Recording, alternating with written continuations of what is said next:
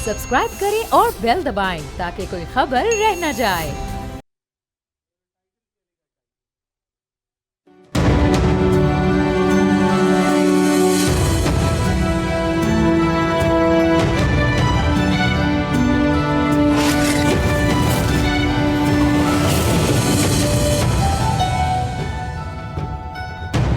आज तीसरा दिन है, इस्लामाबाद की सड़कें बंद हैं। पीटीआई का एहतजाज जारी है। सड़कों के ऊपर हंगामा आराई हुई है, मार कुटाई हुई है, सरकारी इमलाक को नुकसान पहुंचाया गया। साथ ही साथ 4 पुलिस एहलकार, जिसमें से 3 रेंजर्स के एहलकार और 1 पुलिस एहलकार शहीद हो गए। दूसरी तरफ आंसू गैस शेलिंग का सिलसिला जारी है। तो ये मंजरनामा है इस वक्त इस्लामाबाद का, जहां पर अरबों रुपए का मुआशी नुकसान हो चुका है।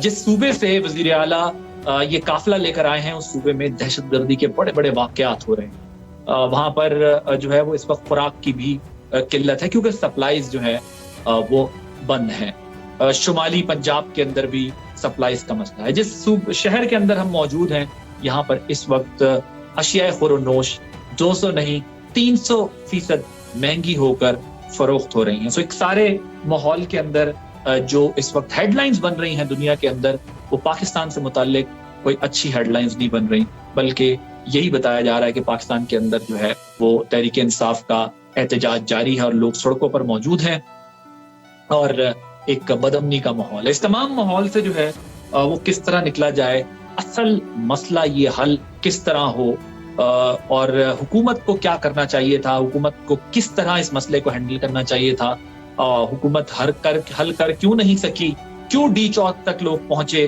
क्यों यहाँ तक जो है वो इस्लामाबाद के अंदर इतनी तादाद में लोग पहुंचे, इसका सियासी हल हुकूमत क्यों ना निकाल सकी। और तहरीक इंसाफ जो है वो सियासी हल की तरफ अगर नहीं जाती और हुकूमत भी अगर सियासी हल की तरफ नहीं जाती, तो हम फिर किस तरफ जा रहे हैं, इस पे आज हम बात करेंगे। आप देख रहे हैं बोल आदिल अब्बासी के साथ। बेलारूस के प्रेसिडेंट आए हैं पाकिस्तान में। बुशरा बीबी ये प्लान करके आई है कि हमने लाशें गिरवानी हैं, शदीद रद्द अमल आएगा। गोली का जवाब गोली बहुत आसान। अभी मैंने आईजी साहब को ये कह के हूँ, अब ये उनका इख्तियार है कि वो जिस तरह भी उसको टैकल करना चाहें करें।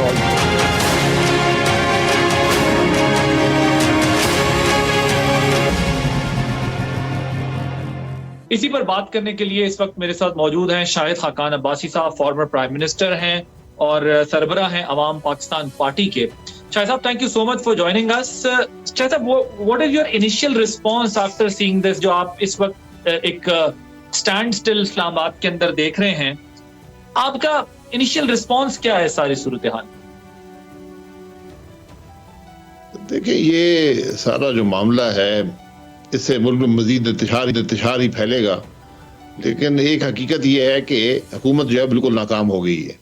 हुकूमत ने अपना पूरा जोर, ये हर जगह कंटेनर्स भी लगाए, सड़कें बंद की, मोटरवे बंद किए, पूरा समझे पाकिस्तान ही बंद था, इंटरनेट भी बंद था। लेकिन अगर फिर भी मुजाहिदीन जो हैं वो यहाँ तक पहुँच आए हैं, डी चौक तक, जो यही खबरें हैं कि डी चौक पे वो उसके करीब हैं या उसके अंदर हैं, ये क्लियर नहीं है। लेकिन ये तो बहुत बड़ी नाकामी है कि एडमिनिस्ट्रेटिव फेलियर है हुकूमत का। और ऐसे जब मामलात पैदा हो जाए तो फिर हुकूमत का रहना ज़रा मुश्किल हो जाता है। तो आपको लगता है कि ये हुकूमत इस वक्त जो है वो उस जोन में दाखिल हो गई है जहां पर इसके लिए खतरात बढ़ गए हैं और अब इसका रहना मुश्किल है? जी बिल्कुल। देखिए, मैं किसी हुकूमत के जाने या आने का मुझसे कोई ताल्लुक नहीं है। लेकिन अगर आप अपने आप का दिफा नहीं कर सके तो आप आवाम का क्या दिफा करेंगे? तो फिर आपकी कोई हैसियत नहीं रहती कि आप हुकूमत कर सकें।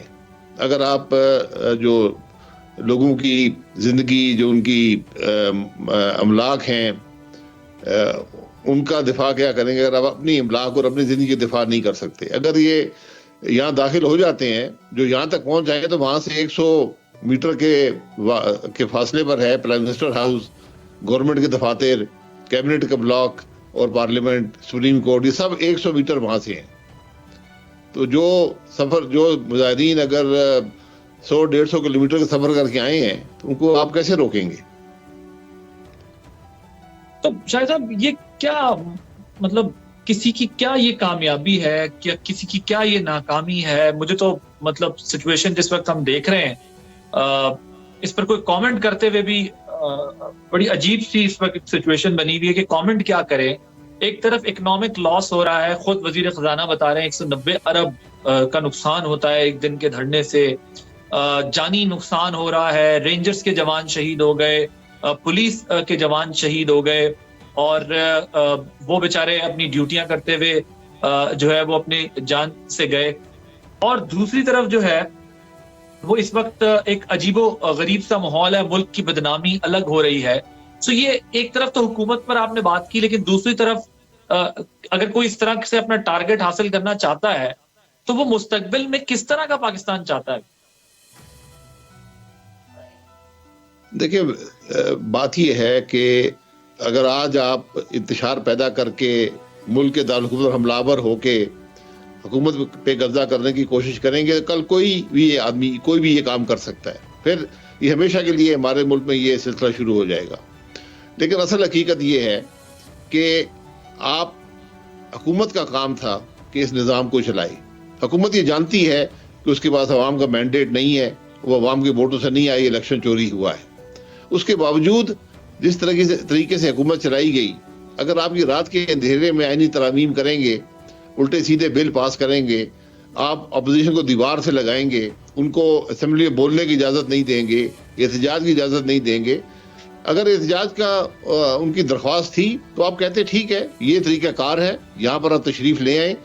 और ये जो एक ज़ोम जो है था ना हुकूमत में, ये हुकूमत का ज़ोम उसके ख़िलाफ़ गया है।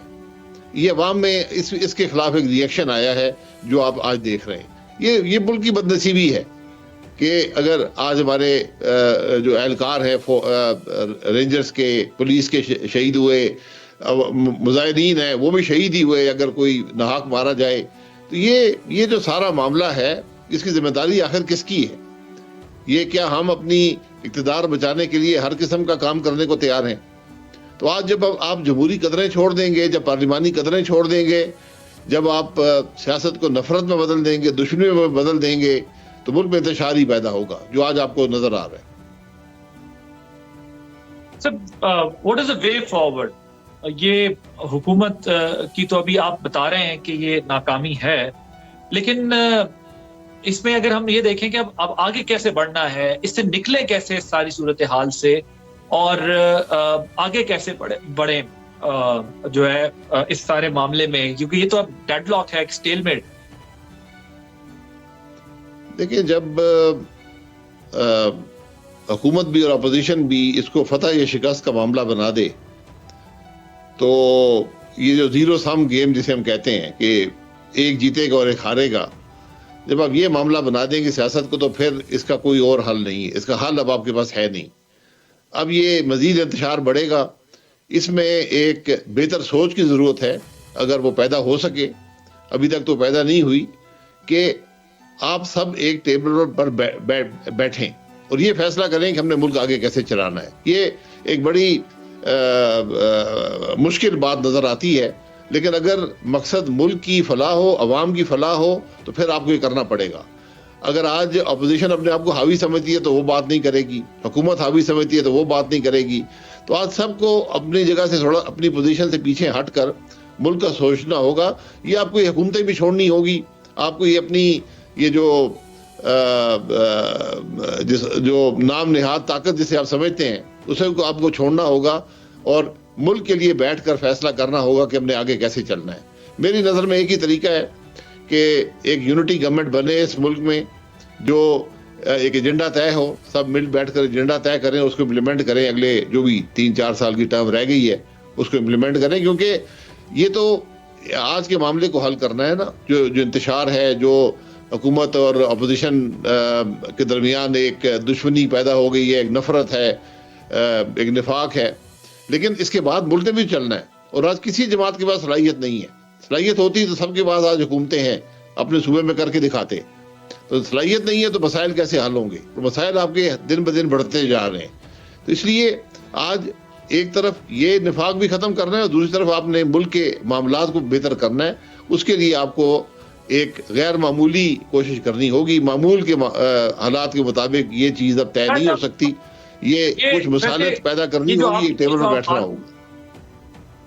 جی, یہ جو آپ بات کرتے ہیں بڑی صائب بات ہے اور بڑی ریزنیبل یہ آرگومنٹ بھی ہے, کیونکہ اس کی ریزن یہ ہے basically you are referring one step forward 2 step back, اور یہ 1 اسٹیپ فارورڈ ہوتا ہے لیکن 2 اسٹیپ بیک نہیں ہوتا. جو فارورڈ ہو جاتا ہے ہمارے یہاں وہ کہتا ہے بس اب میں فارورڈ ہی رہوں گا, میں بیک نہیں ہوں گا.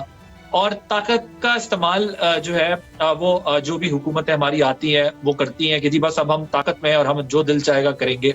اور اپوزیشن میں بھی بہت اصولی باتیں اور دعوے کیے جاتے ہیں لیکن بعد میں حکومت میں آ کے وہی سائیکل ریپیٹ ہوتا ہے. 2022 سے ایک انسرٹنٹی ہے, ایک عدم استحکام ہے ملک کے اندر. بات تو یہ درست ہے کہ واقعی کوئی ایسی نیشنل گورنمنٹ ہونی چاہیے یا کم از کم نظام زندگی تو مفلوج نہ ہو, پولیٹیکل ڈائلاگ بھی چلتا رہے, چیزیں چلتی رہے ساتھ ساتھ. لیکن جو آج ہم جہاں کھڑے ہو گئے ہیں وہاں پر تو حقیقت میں بیلاروس کے صدر جو ہے وہ یہاں موجود ہیں اور حالت یہ ہے کہ اس وقت جو ہے وہ چند سو میٹر کے اوپر مظاہرے ہو رہے ہیں اور انتشار جو ہے وہ سڑکوں کے اوپر ہمیں افراتفری ساری دکھائی دے رہی ہے. مگر اب اگر یہ سمجھا جائے کہ یہ ساری صورتحال سے آپ سمجھتے ہیں کہ نیشنل گورنمنٹ تو یہ ہو کیا, مطلب آپ کا جو ماڈل ہے وہ یہ ہے کہ تمام جماعتوں سے لوگ لیے جائیں یا پھر نئے لوگ لائے جائیں جو فی الحال جب تک یہ سیاسی ہنگامہ لڑائی جھگڑا ختم نہیں ہوتا تب تک جو ہے وہ نظام کو چلائیں؟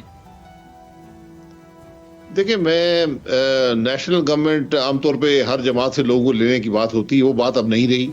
آپ کو ایک یونٹی گورنمنٹ بنانی ہوگی. آپ نے ایک ہیلنگ کا پروسیس کرنا ہے. آپ نے جو نفاق ہے اس کو ختم کرنا ہے.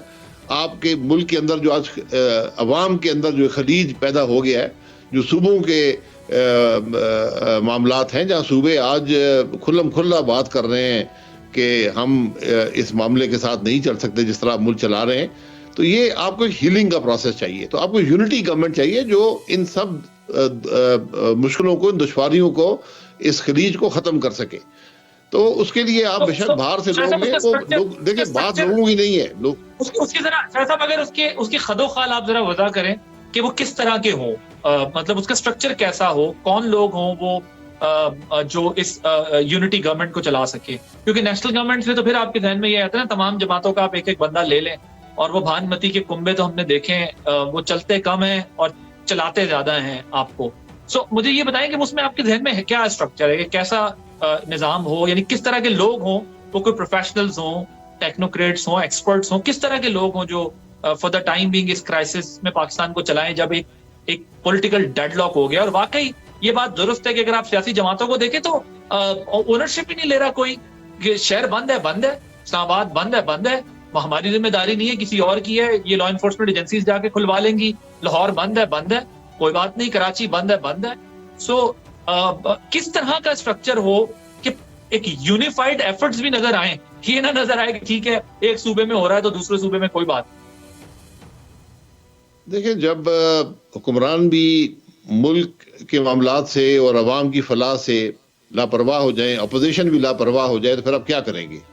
اس لیے میں یونٹی گورنمنٹ کی بات کر رہا ہوں, اور میں ایسے نظام کی بات نہیں کر رہا جو ہمارے آئین سے باہر ہو. جو بھی حل آپ نے نکالنا ہے وہ آئین کے اندر نکالنا ہے. آپ کو اپنے ملک کو واپس آئین کے نظام پہ لانا ہوگا. ہم اس سے بہت دور چلے گئے. یہ صرف آج کے معاملے کا حل نہیں ہے, آپ کو ملک کے حالات کا مستقل حل ڈھونڈنا ہے, اور وہ آئین کے اندر ہی ہے.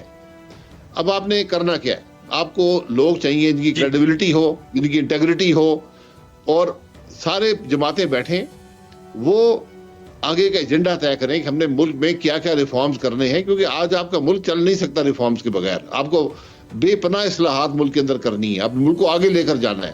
کیا پالیسیز ہوں گی, یہ ایک مستقل جو پولیٹیکل پارٹیز ہیں وہ اس پر اپنی مشاورت کرتی رہیں, اور جو بھی آپ حکومت بنائیں جس کے اندر لوگ جو ہوں کمپٹنٹ ہوں, انٹیگریٹی والے ہوں اور محنت کرنے والے ہوں, ان کو آپ لے کر آئیں. جو صلاحیت رکھتے ہوں ان کو آپ وہ ایجنڈا دیں تاکہ سب کی اس کے اندر کنسنسس شامل ہو. جو عمل وہ کریں گے اس میں تمام جماعتوں کا حصہ شامل ہو, اس میں اسٹیبلشمنٹ کا حصہ بھی بے شک شامل ہو, اس میں जुडिशरी भी शामिल हो। ये आज लाताल्लुक नहीं रह सकते ये इदारे मुल्क के निज़ाम से। तो ये एक मैं सबसे पहली बात जो मैं कर रहा हूँ कि आइन से बाहर आप नहीं जा सकते, ना आपको जाना चाहिए। आइन के अंदर रहें, उसके अंदर बहुत से हल मौजूद हैं, उस हल को इस्तेमाल करें और मुल्क को आगे लेकर जाएं। तो सर वो पूल क्या होगा? वो पार्लियामान से ही लोग होंगे, और या आप जब कहते हैं कि एस्टेब्लिशमेंट भी हिस्सा डाले और जुडिशरी भी हिस्सा डाले, तो वो सिर्फ एक उसको बैकिंग दे अपनी उस निजाम को, या फिर सजेस्ट भी करें कि ये लोग होने चाहिए इस निजाम के अंदर, और वो पूल कौन सा हो जिससे ये लोग आप लें और नेशनल गवर्नमेंट बन सके, यूनिटी गवर्नमेंट बन सके? देखिए वो आपको सपोर्ट चाहिए ना, एस्टेब्लिशमेंट से भी और जुडिशरी से भी, क्योंकि यहाँ जब भी कुछ होता है तो मुदाखलत जो होती है वही मामले को खत्म कर देती है। और आज जो हमारा निजाम आइन से दूर चला गया है, जो आज क्या उसे कहते हैं मावराए कानून जो मुल्क का निज़ाम चल रहा है, आप इस तरह मुल्क नहीं चला सकते। ये इस बात का हमें एहसास होना चाहिए और अपने मफाद, अपने इदारों के मफाद को हमें एक तरफ करना होगा। इसलिए जो लोग होंगे, लोग आप वही लाएं जो सलाहियत रखते हो, जो जिनकी क्रेडिबिलिटी हो और जिनकी इंटेग्रिटी हो। ये आपको चाहिए आज लोग, चाहे वो आप पार्लियामान के अंदर से लाएं, पार्लियामान के बाहर से लाएं, लोगों को लाएं और एजेंडा आप तय करें। उनका काम एजेंडे की इम्प्लीमेंटेशन होगा। वो ये नहीं कि अपने मर्जी से काम कर रहे होंगे। जो ये सियासी जमातें जो एजेंडा तय करेंगी, जो पार्लियामेंट तय करेगा, उसके मुताबिक ही उसको इम्प्लीमेंट वो करेंगे। लेकिन आपको बेपनाह रिफॉर्म्स चाहिए, ये इस बात का हमें एहसास होना चाहिए। Let me take a break here. Break के बाद जब वापस आते हैं डिस्कशन को यहीं से कंटिन्यू।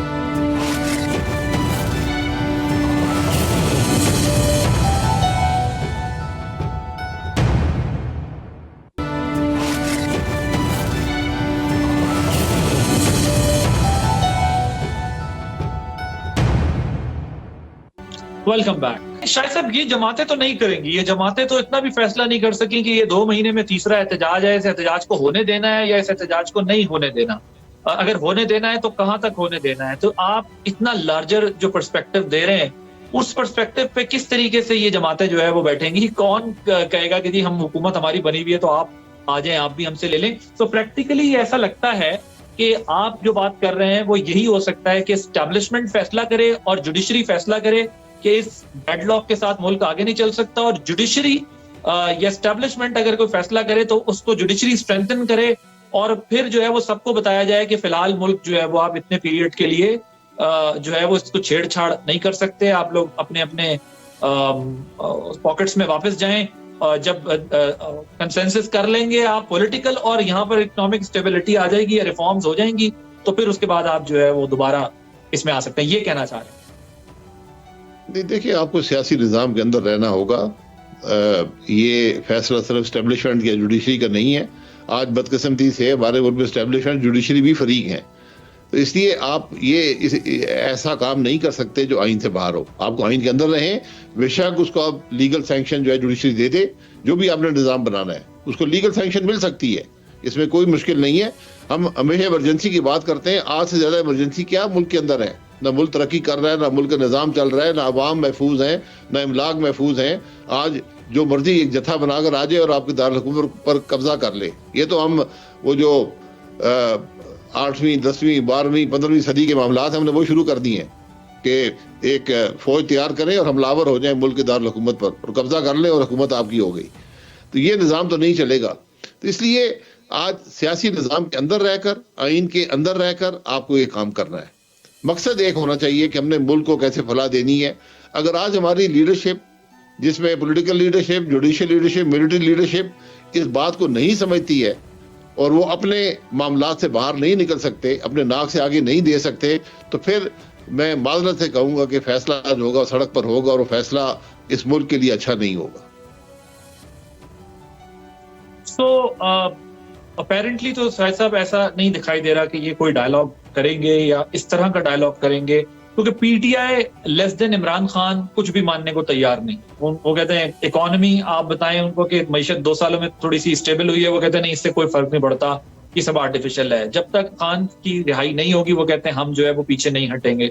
सो वो तो किसी सूरत तैयार नहीं है कि अगर खान साहब नहीं तो वो कहते हैं कोई डायलॉग कोई चीज कोई बात नहीं होगी। तो वो जमात से کا سارا فوکس جو ہے وہ اپنے لیڈر کی رہائی پر ہے. ظاہر ہے وہ اپنے اسٹائل کی پالیٹکس کر رہے ہیں. حکومت اسٹیٹ آف ڈینائل میں رہتی ہے, اکثر حالات کو دیکھتے ہوئے بھی آنکھیں جو ہے وہ بند کر لیتی ہے.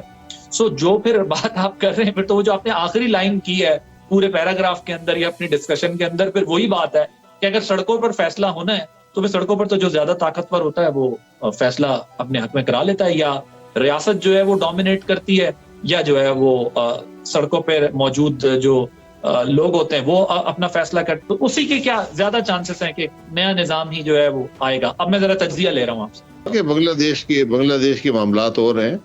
اگر ہمارے ملک میں لیڈرشپ جو اپوزیشن ہے اس کا صرف ایک مقصد ہے کہ عمران خان صاحب باہر آ جائیں, حکومت کا ایک مقصد ہے کہ عمران خان صاحب اندر رہیں, تو بات عمران خان پہ آ کے رک گئی ہے.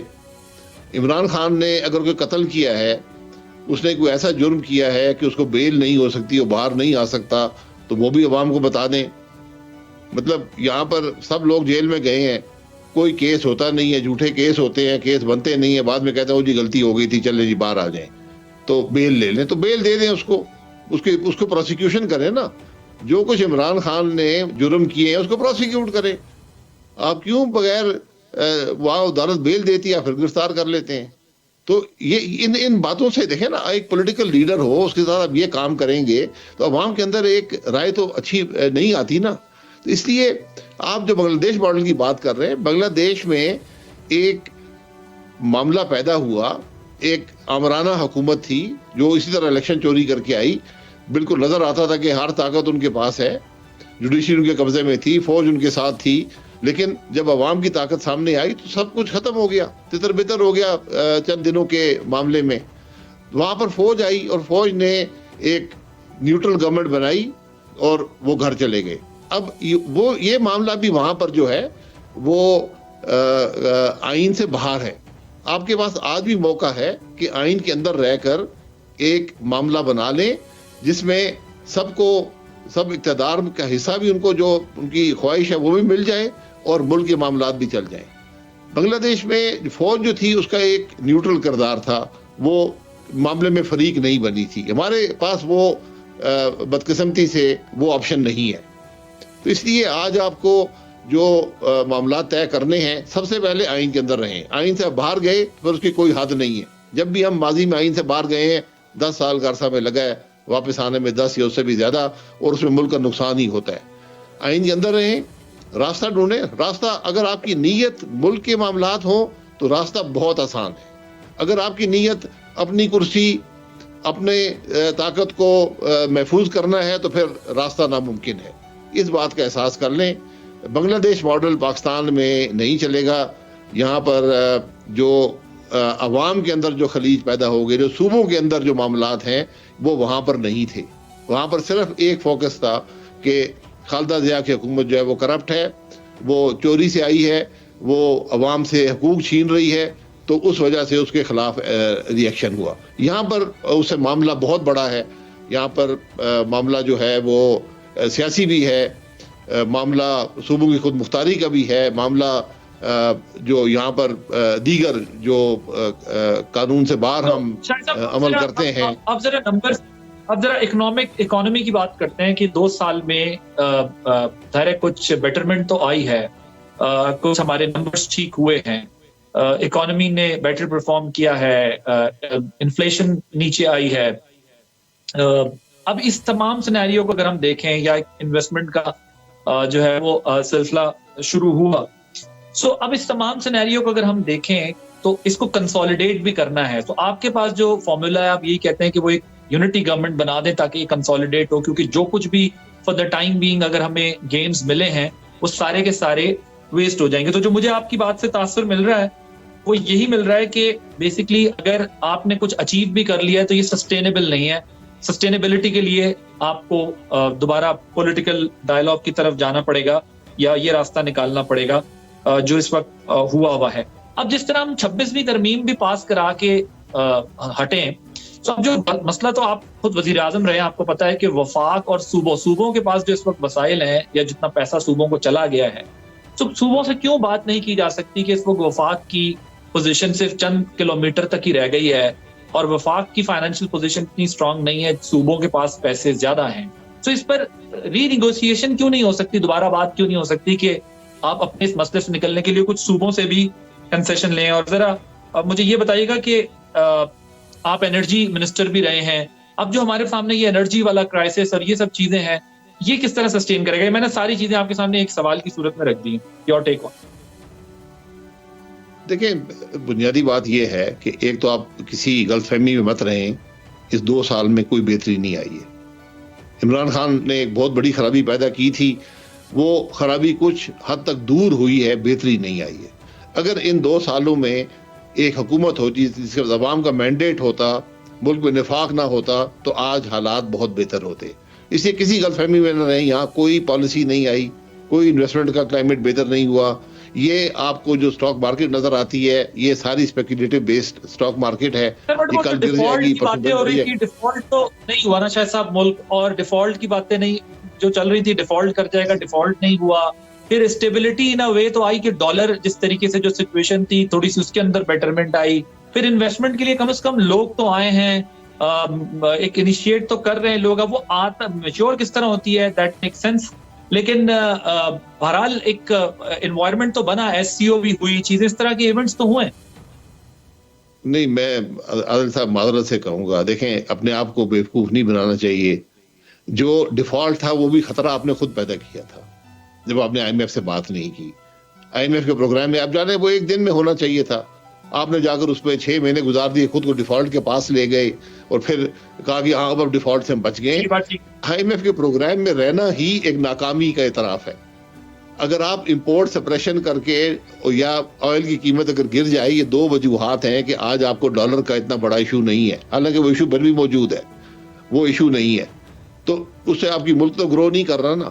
انویسٹمنٹ کلائمیٹ کی کیا حالت ہے میں آپ کو کہنے کے قابل نہیں ہوں, کیونکہ یہ اس سے کہنے سے مزید کوئی اور سن رہا ہو وہ کہیں گے کہ یہ کیا لوگ باتیں کر رہے ہیں. لیکن ہمارا انویسٹمنٹ کلائمیٹ اچھا نہیں ہے, یہاں سے آج فلائٹ آف کیپٹل ہے, بہت زیادہ پیسہ ملک سے باہر جا رہا ہے, یہ سب جانتے ہیں, لیکن ہم پھر بھی اپنی آنکھیں بند کیے ہوئے ہیں. اس لیے یہ قطعاً کوئی یہاں پر کسی قسم کی پرفارمنس نہ اس حکومت کی ہے نہ اسے پچھلی حکومت کی ہے. ان باتوں کو ایک طرف رکھ دیں, اب آگے کی بات کریں. جو معاملے ہیں صوبوں کے, میں یہی کہہ رہا ہوں, آپ کے معاملات اتنے گمبھیر ہیں, اتنے کمپلیکس ہیں کہ آج آپ کو مکمل اصلاحات چاہیے ملک کے اندر, جس میں آپ نے ایک صوبے اور وفاق کا جو تعلق ہے, جو این ایف سی ایوارڈ کا ہے یا دیگر تعلق ہے, اس کو آپ کو ریویو کرنا ہوگا صوبوں کے ساتھ بیٹھ کے. آپ نے وہ کوشش کی ہے. آج 3 صوبوں میں وفاق میں جو کولیشن ہے اسی کی حکومتیں ہیں, اس سے باہر نہیں ہے. کیا وہ نہیں کر سکتے تھے؟ تو اس ساری چیز کو آج نہ صلاحیت ہے نہ سوچ ہے. تو آپ کو معاملے کو آئین کے اندر لانا ہوگا, آئین کے مطابق کرنا ہوگا, پھر آگے آپ نے بڑھانا ہے. آج آپ اس طرح بالکل نہیں چل سکتے, آپ کا ملک نہیں چلے گا. اس بات کا احساس آپ کو ہونا چاہیے کہ آج یہ لوگ اگر سڑکوں میں نہ بھی ہوتے, حکومت کو یہ جو خطرہ ہے سڑک سے یہ نہ بھی ہوتا, اس کے علاوہ بھی آپ کی سوچ آج یہ ہونی چاہیے تھی کہ ہمیں ملک سے نفاق کر کے ملک کے حالات کو بہتر کرنا ہے, ملک کے نظام کو بہتر کرنا ہے اور ملک کو ترقی دینی ہے. یہ چیزیں آج نہیں ہو رہی, اس بات کو بالکل کلیئرلی سمجھ لیں. سر, یہ جو بھی انرجی کا کرائسس ہے, ظاہر گیس کی بھی ابھی شارٹیج ہو جائے گی, لوگوں کو بڑا پرابلم ہوتا ہے, کھانے پینے کے مسائل ہوتے ہیں, بہت سارے ایشوز آتے ہیں. اب کیا یہ سب کچھ بجلی پہ شفٹ ہو سکتا ہے؟ یہ سب ایسا کوئی پلان بھی کبھی آپ کے سامنے آیا ہے کہ یہ کس طریقے سے تمام چیزیں ہو سکتی ہیں اور یہ کتنا اپلیکیبل ہوگا؟ یہ سب کچھ اس طرح سے ہو سکتا ہے کہ آپ گیس کی جگہ الیکٹریسٹی سے کام چلائیں؟ دیکھیں, بات یہ ہے کہ آپ نہ ایشوز کو سمجھتے ہیں نہ ان کو حل کرنے کی کوشش کرتے ہیں. ہم ہمیشہ کوئی موجزانہ حل نکالتے ہیں, موجزانہ حل نہیں ہے. آپ کا مسئلہ انرجی کا 2 وجوہات کی بنا پر ہے. ایک, آپ کو روپیہ بہت کمزور ہو گیا, 100 روپے کا روپیہ آج 285 پہ ہے. انرجی ڈالروں میں آتی ہے تو وہ 2.25 گنا تو وہیں پہ وہ بڑھ گیا, یعنی 3 گنا تو بجلی یا گیس کی قیمت وہیں پہ بڑھ گئی.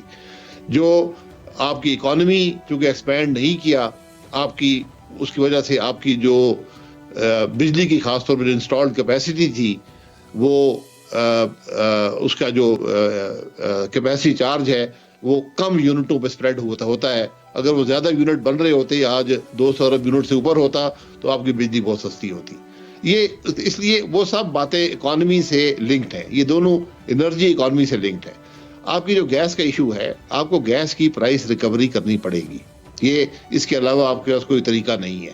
اگر پیٹرول جو ہے وہ 2018 میں 60-70 روپے کا بک رہا تھا اور آج 250, 250, 300 روپے کا بکتا ہے, تو پھر یہ ممکن نہیں ہے کہ گیس جو ہے جو آپ اس وقت 60 روپے کی دے رہے تھے یا 80 روپے کی, وہ آج اسی قیمت پر آپ دیتے رہے, کیونکہ گیس ڈالروں میں آتی ہے, اس کی قیمت ہی بڑھ جاتی ہے.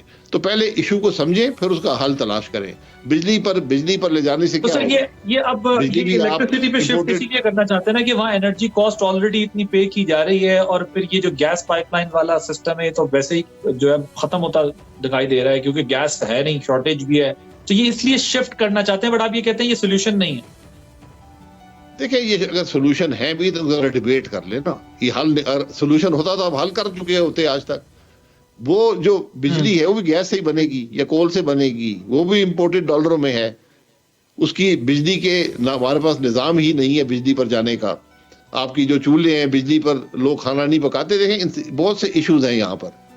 آپ صرف ایک فرق یہ دیکھ لیں, لوگ تو ہمارے بیچارے پچھلے 20 سال سے ہمارے لوگ کبھی گیس سلنڈر پہ آئے, گاڑیوں پہ, ایل پی جی پہ, پھر انہوں نے سی این جی گاڑیاں کرائیں, پھر سی این جی ختم ہو گئی, پھر اس کے بعد لوگوں نے پتہ نہیں کیا کیا. لوگ تو اب وہ گیس کے چولہے سے الیکٹرک پہ بھی بیچارے جائیں گے. اس ملک میں تو آپ کو پتا ہے کہ حکومتیں مسلط کر دیتی ہیں چیزیں, اور عام عوام بس اس کے پیچھے چل کے اپنے مسئلے مسائل حل کر رہے ہوتے. یہ بھی تو ہم نے دیکھا, ایل پی جی, پھر سی این جی بند, پھر اس کے بعد یہ سارا کچھ, بجلی کم, بجلی اضافی آ گئی, وہ سارا کچھ. سر مجھے ذرا یہ بتائیں کہ یہ ایئر لائن کے ساتھ کیا ہوا ہے, پی آئی اے کے ساتھ؟ آپ تو یہ بھی ڈپارٹمنٹ دیکھ چکے ہیں, مجھے یہ بتائیں کہ پرائیویٹ ایئر لائنز پاکستان میں ٹھیک چل رہی ہیں, پی آئی اے کی بولی تک جو ہے وہ نیلامی تک ٹھیک نہیں ہو پاتی, کیا اس کا ریزن آپ کو لگتا ہے؟ دیکھیے, آپ مارکیٹ میں گئے ایک پرائیویٹائزیشن کا سٹرکچر لے کر کہ ہم نے یہ سٹرکچر بنایا ہے, ہم ایئر لائن کو پرائیویٹائز کرنا چاہتے ہیں, اور آپ نے اس کی قیمت بھی رکھ دی $300 ملین کہ $300 ملین ہمیں چاہیے, جو کہ ہم 15% میں پاس رکھیں گے, باقی ایئر لائن میں واپس ڈال دیں گے, اور ایئر لائن میں ہمارے 40% حصہ ہوگا. یعنی یہ سٹرکچر کو مارکیٹ نے قبول نہیں کیا. 6 لوگوں نے ایکسپریشن آف انٹرسٹ ڈالا تھا, 5 نے بڈ ہی نہیں کیا. تو اس کا مطلب یہ ہے کہ مارکیٹ نے آپ کو جو سٹرکچر تھا اس کو قبول نہیں کیا. پی آئی اے کو بیچنے کا آپ کو سمپلیفائی کرنا پڑے گا ماڈل کو, کہ بھئی یہ پی آئی اے ہے, یہ آپ لے لیں, ہمیں اس میں 40% نہیں رکھنا, ہم نے فلانے روٹس کو نہیں اپلائی چلانا, ہم نے جو پلان ہم نے بنائے ہوئے پی آئی اے ہم نے اس کو امپلیمنٹ نہیں کرنا, بورڈ میں ہمارے لوگ نہیں ہوں گے. یہ جس طرح ہے آپ لے لیں, ملازمین کو ہم پروٹیکٹ کریں گے, باقی آپ جیسے بھی کرنا چاہتے ہیں آپ اس کو کر لیں پی آئی اے کو. یہ ایسا ماڈل آپ دیں گے, اور اس پہ میں معذرت سے کہوں گا جو بڈ آئے گی وہ یہ آئے گی کہ 30-40 ارب روپیہ ہر سال 5-6 سال کے لیے آپ کو اس بڈر کو دینا پڑے گا, پھر وہ جا کر پی آئی اے لینے کے قابل ہوگا, ورنہ یہ مشکل ہے اس طرح اس کا پرائیویٹائز ہونا. یعنی وہ جو آپ کہہ رہے ہیں جو لاسز ابھی ہم وائٹ ایلیفنٹس میں سے پی آئی اے جو ایک ایلیفنٹ ہے, وہ جو لاسز ہم لیتے ہیں اس میں سے بھی جو بڈر ہے اس کو 30-40 ارب ہمیں دینا ہوگا سالانہ. جی, آپ کا نقصان اگر 70 ارب ہوتا ہے نا تو اس کو 30-40 ارب دیں گے, وہ ایئر لائن چلا سکے نا, 4-5 سال اس کو دیں, ورنہ وہ یہ جو نقصان آپ نے کیا ہوا ہے یہ تو اس کے اپنے گلے میں نہیں ڈال سکتا نا. آپ نے بہت سے ایسے نقصان کیے ہوئے ہیں جو بھی مٹیریلائز نہیں ہوئے. وہ ایئر لائن ہم اس لیے آکشن کر رہے ہیں کہ ہمیں اپنا 70 ارب کو 35 ارب پہ لانا ہے, اپنے نقصان کو کم کرنا ہے, فائدے والی کوئی چیز نہیں ہو. جی, آپ یعنی 70 ارب کے نقصان کو 40 ارب پہ لے آئیں گے 5 سال کے لیے, پھر آپ کو نقصان ختم ہو جائے گا, کیونکہ آپ نے اس کے اندر ایسے معاملات چھوڑ دیے ہیں. میاں صاحب مری میں ہیں, میاں صاحب مری میں ہیں, کوئی رابطہ شابطہ ہوا آپ کو؟ نہیں, میرا کوئی رابطہ نہیں ہوا, اب مری آتے ہیں تو آپ کو پتا تو چلتا ہوگا. نہیں, مجھے نہیں پتا تھا مری میں, میرا گاؤں مری سے آگے, میں ادھر ہی جاتا ہوں, وہ بھی سڑکیں بند ہیں, تو 4-5 دن سے میں بھی نہیں گیا. آپ کا گاؤں اور اس سے آگے میرا گاؤں, اس کی تو سڑکیں کھود دی ہیں انہوں نے, گڑھا بن گیا ادھر. جی, میرے گاؤں اور آپ کے گاؤں کے درمیان مری اور آباد کا رورل جو ہے وہ تو اس گڑھے کے پاس کھڑا ہوا ہے ابھی. یہ ہماری آج سوچ ہے ہمارے ملک کے اندر کہ ہم ملک اس طرح چلائیں گے, کھڈے کھود کر. جی, اور شاہد صاحب غالباً شاید ان کو اندازہ نہیں ہے وہاں کی انتظامیہ کو کہ وہ ایک روڈ نہیں تھا, وہ آپ کے گاؤں کا روڈ نہیں ہے, بلکہ وہ آزاد کشمیر اور ایبٹ آباد رورل سارا جس کا ریلائنس ہے مری سے ہوتے ہوئے وہ اسلام آباد آتے ہیں, وہ شہر سے نہیں جا سکتے, اور ان تینوں ایریاز کو وہ کنیکٹ کرتا ہے. اور اس کو جو ہے وہاں ایک گڑھا کھود کر جو ہے وہ پورا کا پورا, اگر آپ روکنا تھا تو آپ روک لیتے تو بھی شاید افسوس نہ ہوتا, لیکن روک بھی نہ سکے, لوگ ادھر آ گئے اور اتنا بڑا گڑھا جو ہے وہ کھود دیا ہے. تو امید کرتے ہیں یہ مین سڑکیں تھیں جو پاکستان کو مظفر آباد سے ملاتی ہیں. یہ دو مین سڑکیں ہیں جو پاکستان کو مظفر آباد سے ملاتی ہیں, دونوں کاٹ دی گئی. جی right, thank you so much Shahid صاحب for giving your precious time. Shahid Khaqan Abbasi صاحب فارمر پاکستان عوام پاکستان پارٹی کے سربراہ ہم سے بات کر رہے تھے. معاملہ یہ ہے کہ صورتحال واقعی اس نہج پہ پہنچ چکی ہے جہاں پر ایک طرف اگر یہ کہتے ہیں کہ ہمیں ڈو اور ڈائی کرنا ہے, جو سڑکوں کے اوپر احتجاج کر رہے ہیں, تو ہماری ریاست کو بھی یہ فیصلہ کرنا ہے کہ کیا وہ اپنی ریٹ اسٹیبلش کرتے ہیں. حکومت کو یہ فیصلہ کرنا ہے کہ کیا وہ ایڈمنسٹریشن چلا سکتے ہیں, کیونکہ اگر آپ نے معاملے کو افہام و تفہیم سے حل کرنا تھا تو وہ ڈائلاگ کا ٹائم جو ہے وہ گزر چکا ہے. اب حکومت کو اگر رہنا ہے تو حکومت کی طرح بیہیو اور ریئیکٹ کرنا ہوگا, ادروائز ڈی چوک کے اوپر جو ہے وہ لوگ اسی طرح کے ہنگامے کرتے رہیں گے. عادل عباسی کو اجازت دیجیے, اللہ حافظ.